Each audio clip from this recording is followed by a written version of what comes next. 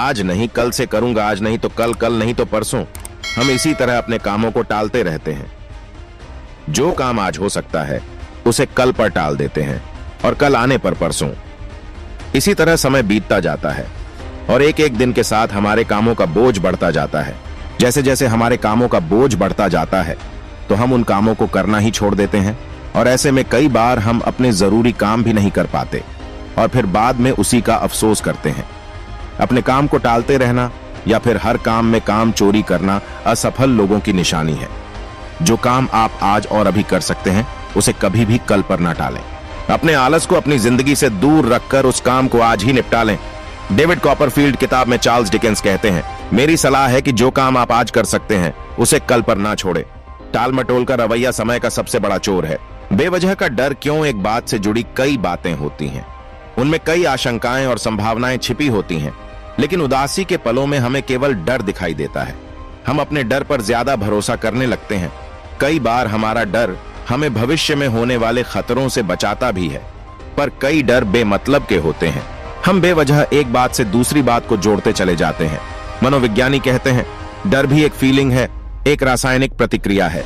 मन में छुपा रहने वाला हर डर सही साबित नहीं होता।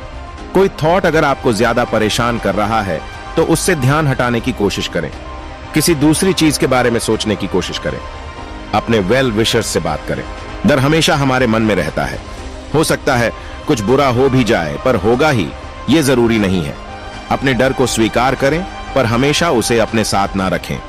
3. अपनी परेशानी किसे बताएं। कुछ लोगों की आदत होती है कि कोई प्रॉब्लम आने पर वो किसी से भी उसके बारे में बातचीत करना पसंद नहीं करते, पर एक सच ये भी है कि कभी कभी अपनी परेशानी किसी दूसरे को बता देने भर से ही मन हल्का हो जाता है और हो सकता है कि बातों ही बातों में उसका सॉल्यूशन भी निकल आए।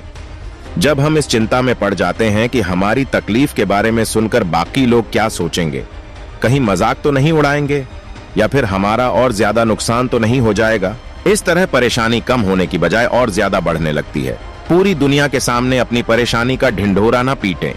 इसके विपरीत अपने किसी दोस्त, फैमिली मेंबर या फिर ऐसे व्यक्ति जिस पर आप भरोसा करते हो, उनके साथ अपनी प्रॉब्लम को शेयर करें। दुख से कैसे बचें? दुख हमें डराता है, उदासी हमें खलती है, हम इनसे बचना चाहते हैं। इसीलिए जब मूड खराब होता है तो हम जितना जल्दी हो उसे ठीक करने में लग जाते हैं। खुद को जल्दी खुश करने के लिए हम एक से दूसरे, दूसरे से तीसरे व्यक्ति या चीजों के पीछे भागते रहते हैं। दुखी होने पर खुश होने की और बेचैन होने पर शांत दिखने की कोशिश करते हैं।